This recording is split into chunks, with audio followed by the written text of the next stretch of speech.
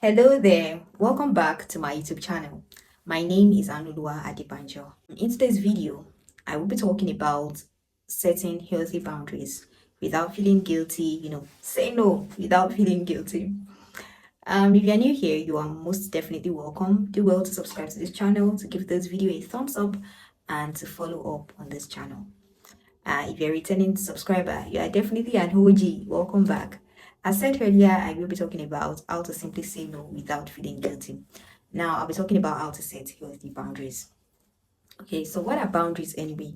Boundaries are limits that we set for ourselves in order to sort of create a gap between us and others, right? To show that okay, we want some spare time, want it's a sort of shield anyway from other people from invading into our private space. While boundaries are important for our mental health, our emotional health, our physical health, while it is important to our own personal growth and development, it can be hard to say no. Why? Because we don't want to hurt others, we don't want to hurt their feelings, we don't want anything to make them angry and all sorts. However, the most important thing to note is that certain boundaries are actually a way to show that we value ourselves and others, that we value ourselves and we value others too, we respect them. Because not learning to say no, not learning to set boundaries over time makes us people pleasers, and it sets us up for burnout. Okay, so you don't have to be ready to say no. Okay, and you don't have to necessarily feel guilty about it. However, how you put it also matters. You don't want to sound harsh. You don't want to sound in a way like you are actually neglecting others, pushing others away unnecessarily. So here are a few tips that can help you set healthy boundaries without necessarily having to feel guilty. Okay. Number one is the use of personalizing it. Okay, instead of just saying, oh, you are invading into my private space or whatever, just say I feel overwhelmed when I don't have my personal space to myself. You can see how you easily flip the script. I feel choked up when people are in my private space. Okay, rather than saying, oh, you are in my private space, just putting it in a way that might get others angry. Two, the place matters. Okay, you just don't want to be in an atmosphere that is already tense already, and you are just blatantly saying no and all that. I'm not saying you have to like look for every opportunity to be in the best space, in the best setting, but as much as possible, you don't want to infuriate things. You don't want to, when things are already tense, you don't want to keep up the momentum. Okay, you want to try and find a relaxing space, a relaxing avenue.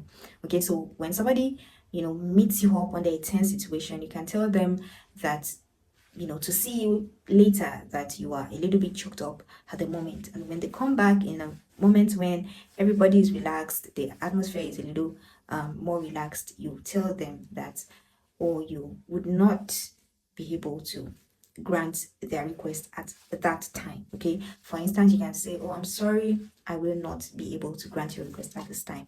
I will not be able to make it at this time, but maybe some other time. Why don't you patch me in some other time? Why don't you invite me some other time?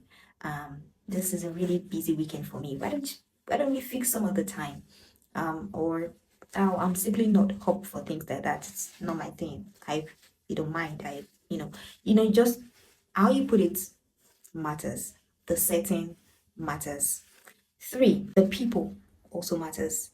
So remember how you put it, the place and the people you're dealing with. You have to know people. Okay, one of the things that I so much admire myself for is how I am able to study people, to know people. Okay, and one thing is, no matter how people are, basically, um, people always know when they feel rejected, right? But it just matters, like I said, how you put it, the setting as well. Okay, so when you know the person you're dealing with, it will be easier for you to know the right strategy to put it. If you're dealing with somebody who is naturally playful, jovial, it might be more easier than somebody who is, always on their always on the edge. Okay, so you dealing with these two people um can be, really different. You might want to relate with them on different terms, but at the same time, you have to remember that the goal is your own. It's your own space, it's your own time, it's your own energy, it's your own mental health, your own emotional health. So above all, you have to place you first. So whether it comes out to hurt them at the end, you don't have to feel guilty. You don't have to feel guilty for saying no. I have found myself in situations where I've had to say no. Like I said, how I said it, the setting, and also the people that I was dealing with matters. Now, the fourth thing you should look into is your own self. Okay, having looked at the time, the setting, the person, now you. Okay, it might be a little harsh to say no at the time when you are hungry, at the time when you feel infuriated, at the time when you're not even in your own when you're not even in a better position. Okay, however, it is also not an avenue for you to now say yes to something that might not work out for you. Okay, so you also have to work on yourself. Okay, because you cannot give what you don't have on the inside outside. Okay, so you also have to work on yourself to be able to act appropriately at any given time. Now, the fifth and the final one is it's okay to change your mind. Okay, so if at any point you find yourself saying yes when you meant to say no, it's okay, so long as it's not the deadline. Like, it's not, because it won't be so nice when you say yes to somebody and you're now calling them few minutes to that time. You're giving them little to no option to find others to help them if they really do need that help. Okay, so you have to learn to quickly update them that you've changed your mind or that something came up. Okay, which is also another method you can use. Something came up and you can no longer make it, you can no longer fulfill your promise to them. Okay, so you also have to learn that it is okay to change your mind. It is okay to say no after saying yes, because you meant no when you said yes. I hope that makes sense. My name is Aanuoluwa Adebanjo, like I said earlier, and on this channel, I create content around personal growth and development, relationships, and I also occasionally give academic tips, okay, and how to improve on your academic career.